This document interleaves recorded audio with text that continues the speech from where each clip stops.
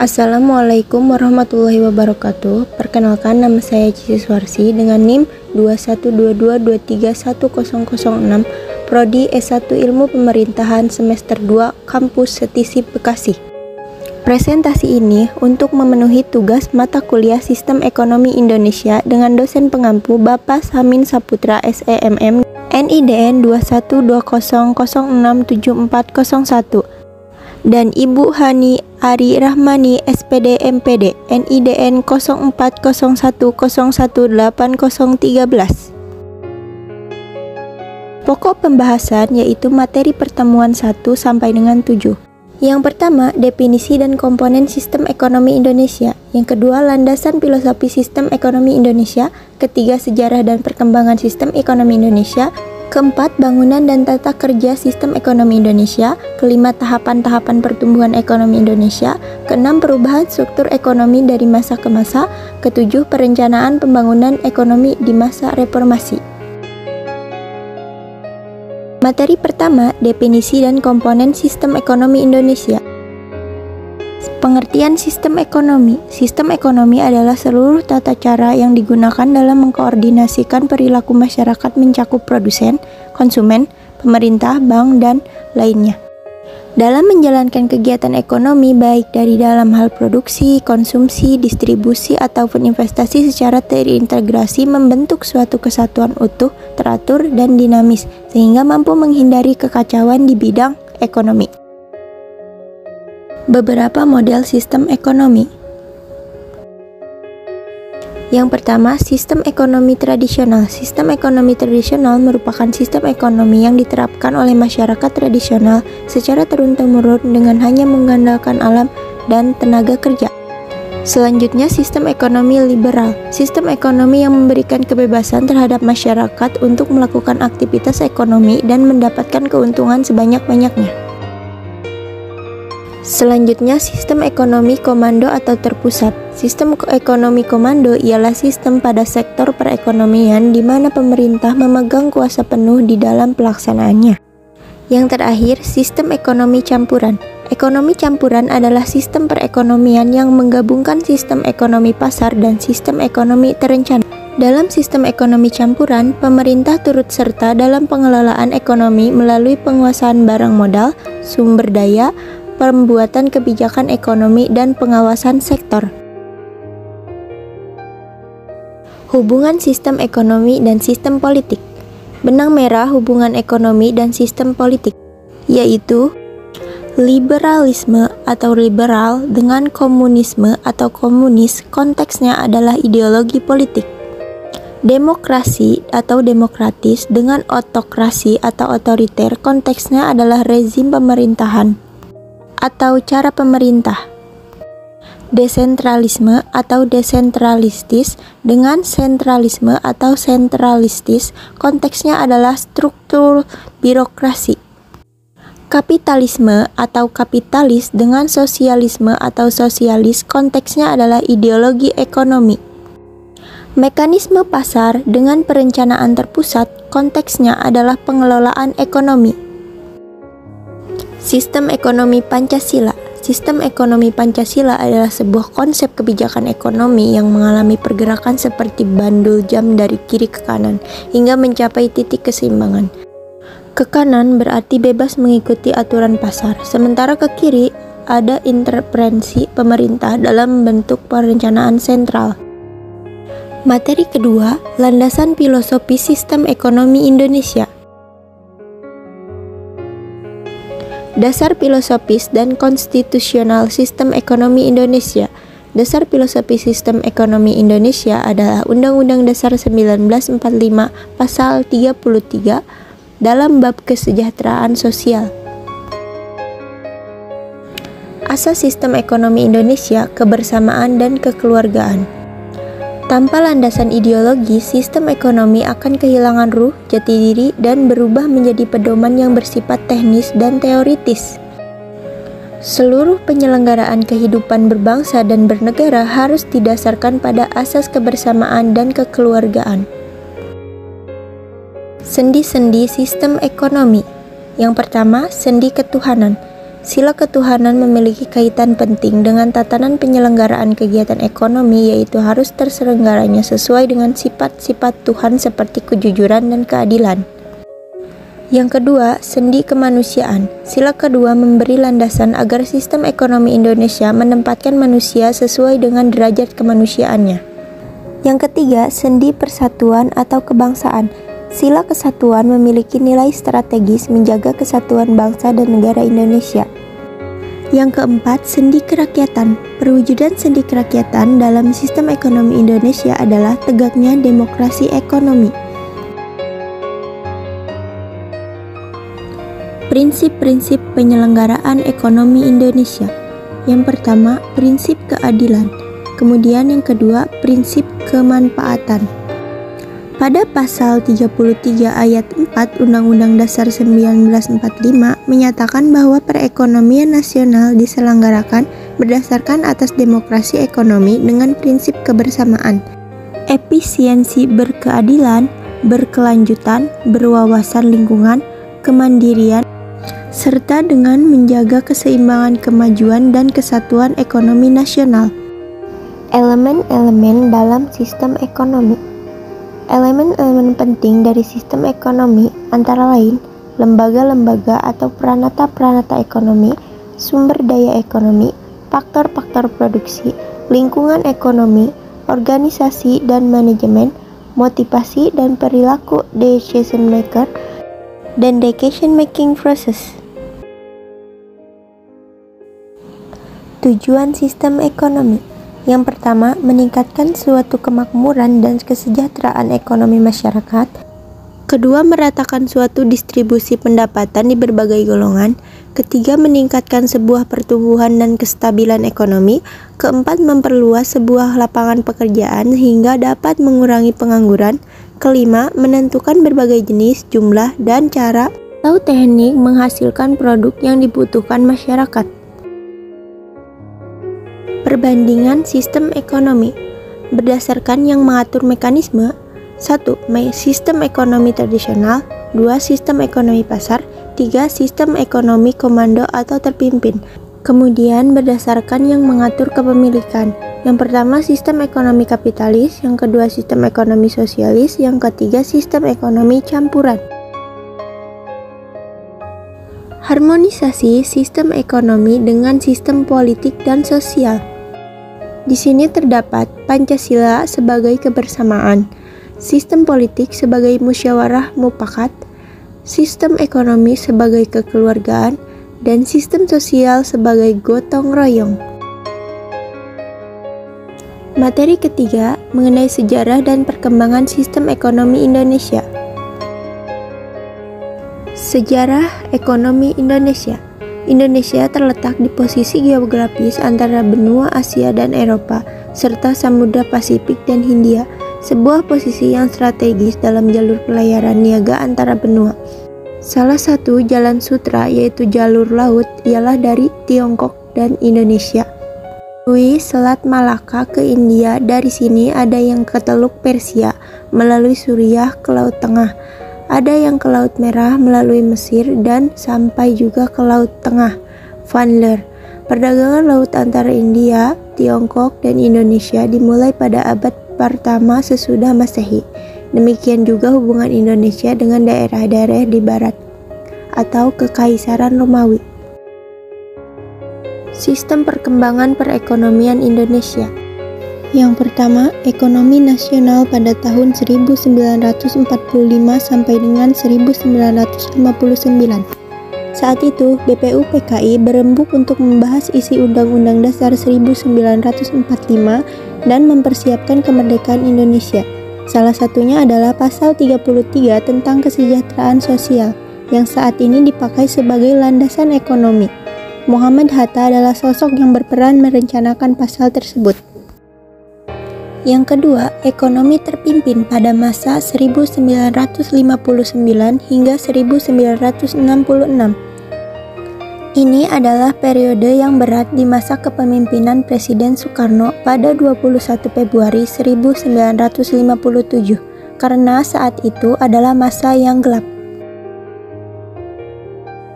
Ketiga, Ekonomi Orde Baru pada 1966 hingga 1998. Tahun 1966, kejatuhan Orde Lama melahirkan Orde Baru di bawah pimpinan Soeharto. Tantangan terbesarnya Indonesia sedang mengalami inflasi 650%, hutang sampai 2,5 miliar US dollar, dan tingkat pertumbuhan rendah. Keempat, sistem ekonomi Pancasila. Ini adalah sistem ekonomi yang dipakai Indonesia saat ini. Sistem ekonomi yang berlandaskan pasal 33 Undang-Undang Dasar 1945. Sistem ekonomi ini mengedepankan pihak pemerintah dan swasta dalam mengelola perekonomian, sehingga ada pembagian peran yang jelas antara badan usaha milik negara, dan badan usaha milik swasta. Dampak positif dan negatif ekonomi Indonesia. Dampak positifnya diantara lain, pertama, mempermudah kehidupan manusia, kedua, kesempatan kerja meningkat, ketiga, taraf hidup meningkat.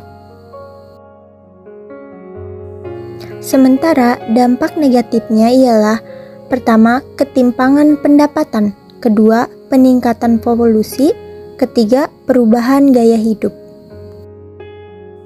Materi keempat, bangunan dan tata kerja sistem ekonomi Indonesia. Tatanan kesejahteraan umum. Apa itu kesejahteraan? Sejahtera menurut KBBI merujuk pada situasi aman, sentosa, dan makmur. Aman berarti terbebas dari bahaya dan gangguan, yang berarti terbebas dari rasa takut dan khawatir. Sentosa diartikan terbebas dari segala kesukaran dan bencana, sehingga hidup yang sentosa adalah hidup dalam suasana aman, damai, dan tidak ada kekacauan. Dan makmur adalah kehidupan yang serba berkecukupan dan tidak kekurangan. Hidup dikatakan sejahtera apabila setidak-tidaknya 3 syarat di atas terpenuhi. Tatanan kepemilikan sumber daya. Bentuk-bentuk kepemilikan. Kepemilikan pribadi atau perorangan, bisa disebut private ownership.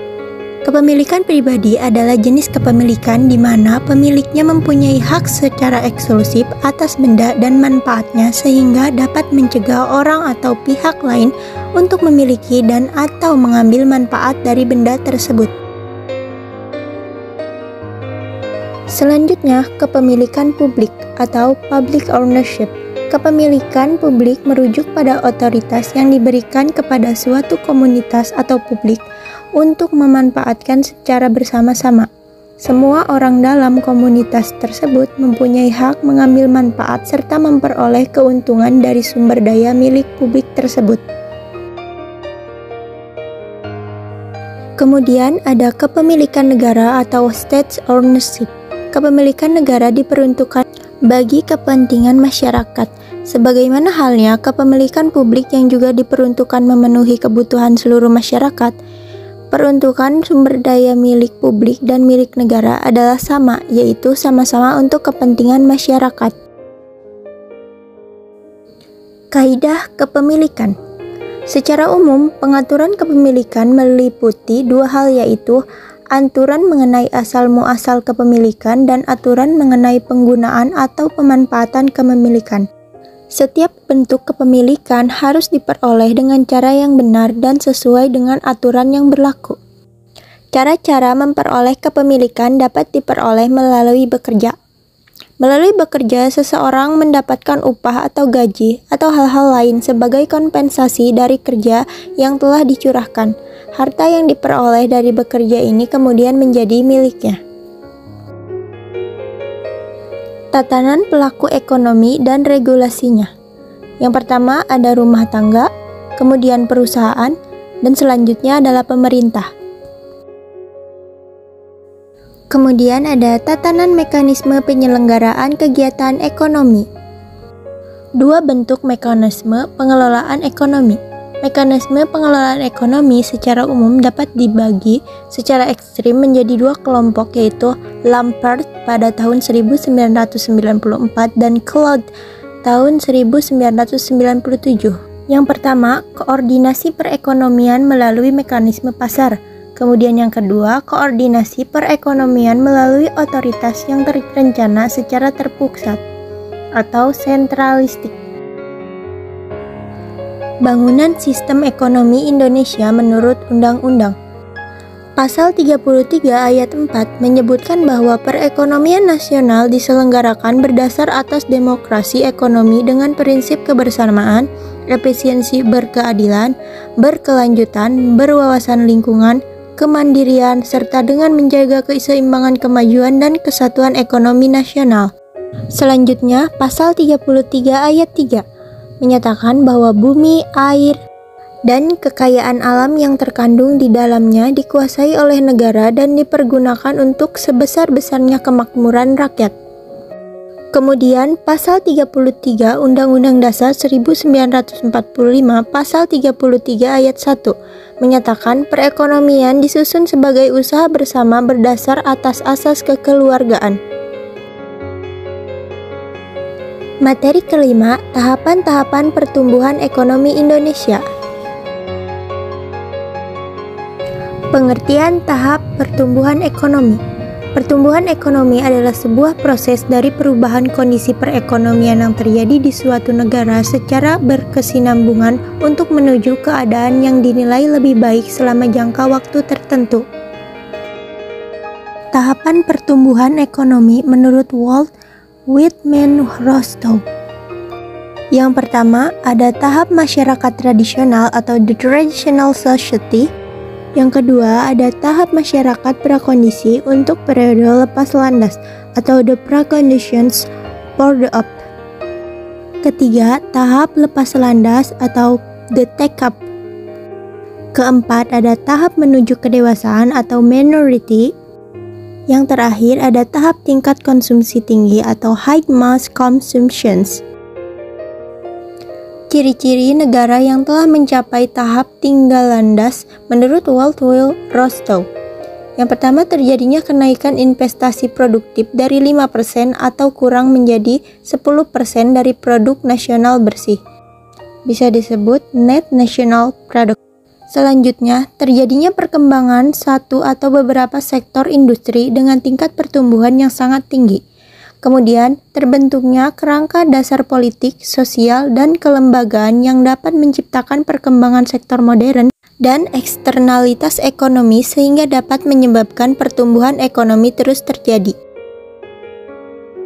Faktor-faktor yang berperan penting dalam mempengaruhi suatu pertumbuhan ekonomi antara lain sumber daya alam, sumber daya manusia, akumulasi modal, tenaga manajerial dan organisasi produk, teknologi, serta faktor politik dan administrasi pemerintah.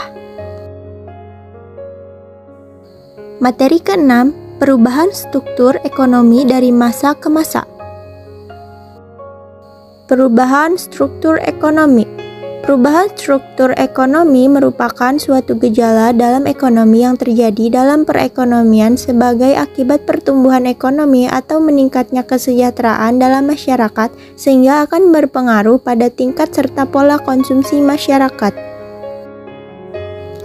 Faktor perubahan struktur ekonomi. Ada beberapa faktor yang menentukan terjadinya perubahan struktur ekonomi antara lain produktivitas tenaga kerja per sektor secara keseluruhan, adanya modernisasi dalam proses peningkatan nilai tambah dari bahan baku, barang setengah jadi, dan barang jadi, kreativitas dan penetapan teknologi yang disertai kemampuan untuk memperluas pasar produk atau jasa yang dihasilkan. Kebijakan pemerintah yang mendorong pertumbuhan dan perkembangan sektor dan komoditi unggulan. Kemudian yang terakhir, ketersediaan infrastruktur yang menentukan kelancaran aliran distribusi barang dan jasa serta mendukung proses produksi. Macam-macam perubahan struktur ekonomi. Ada struktur agraris adalah struktur ekonomi didominasi oleh sektor pertanian. Sektor pertanian menjadi sumber mata pencaharian sebagian terbesar penduduknya. Kemudian ada industri, di mana struktur ekonomi didominasi oleh sektor industri. Sebagian besar produk domestik disumbangkan dan laju pertumbuhan ekonomi yang tinggal disumbangkan oleh sektor industri. Materi terakhir yaitu materi 7, perencanaan pembangunan ekonomi di masa reformasi. Yang pertama, Presiden B.J. Habibie. Pada masa kepemimpinan B.J. Habibie ditetapkan kebijakan pokok di bidang ekonomi, misal penanggulangan krisis ekonomi dengan mengendalikan nilai rupiah. Kebijakan lainnya yaitu ketersediaan kebutuhan bahan pokok serta obat-obatan dengan harga terjangkau. Selanjutnya, Presiden Abdurrahman Wahid. Pada masa ini, kondisi ekonomi Indonesia mulai menunjukkan perbaikan dan kondisi keuangan sudah dimulai stabil. Namun, keadaan kembali merosot pada April 2001, nilai tukar rupiah terhadap dolar Amerika melemah hingga mencapai Rp12.000. Melemahnya nilai tukar rupiah tersebut berdampak negatif terhadap perekonomian nasional dan menghambat usaha pemulihan ekonomi. Kepemimpinan Presiden Megawati Soekarno Putri. Dalam masa ini, nilai tukar rupiah terhadap dolar Amerika berhasil distabilkan dan berdampak pada terkendalinya harga barang. Selain itu, tingkat inflasi rendah dan cadangan devisa negara stabil. Namun, pertumbuhan ekonomi masih tergolong rendah karena kurang menariknya perekonomian Indonesia bagi investor dan tingginya suku bunga deposito. Kemudian, kepemimpinan Presiden Susilo Bambang Yudhoyono. Perekonomian Indonesia mengalami perkembangan yang cukup baik pada masa kepemimpinan Presiden Susilo Bambang Yudhoyono. Terlihat dari rata-rata pertumbuhan ekonomi sekitar 5-6% per tahun, serta kemampuan ekonomi Indonesia yang bertahan dari pengaruh krisis ekonomi dan finansial yang terjadi di zona Eropa sepanjang 2008 hingga 2009. Dan kepemimpinan kita sekarang yaitu Presiden Joko Widodo.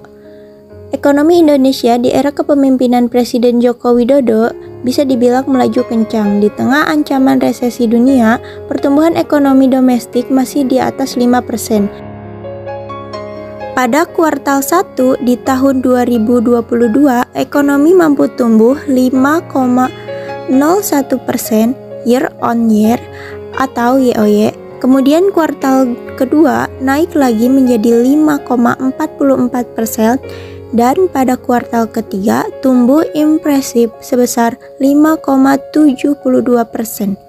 Laju ekonomi kuartal 4 juga diperkirakan masih bisa tumbuh di atas 5%, sehingga secara keseluruhan pertumbuhan ekonomi Indonesia tahun lalu bisa tetap di atas 5%. Jadi, kesimpulan dari keseluruhan rangkuman materi 1 sampai dengan materi ke-7 adalah sebagai berikut. Sistem ekonomi adalah suatu sistem yang mengatur kondisi perekonomian suatu negara sesuai dengan kondisi kenegaraan dari negara itu sendiri. Setiap negara memiliki sistem perekonomian yang berbeda-beda. Hal itu disebabkan setiap negara memiliki ideologi, kondisi masyarakat, kondisi perekonomian, serta kondisi sumber daya alam yang berbeda-beda. Sistem ekonomi dapat diartikan sebagai kegiatan produksi, konsumsi, dan distribusi yang bertujuan untuk memenuhi kebutuhan masyarakat. Perbedaan mendasar antara sebuah sistem ekonomi dengan sistem ekonomi lainnya adalah bagaimana cara sistem itu mengatur faktor produksinya. Kemudian, Indonesia menganut sistem ekonomi Pancasila atau SEP pada laman Badan Pembinaan Ideologi Pancasila atau BPIP dijelaskan bahwa SEP merupakan sistem ekonomi yang sesuai dengan nilai kebangsaan seperti gotong royong dan saling menguatkan. Demikian presentasi yang dapat saya sampaikan, kurang lebihnya mohon maaf. Wabillahi taufiq wal hidayah. Wassalamualaikum warahmatullahi wabarakatuh.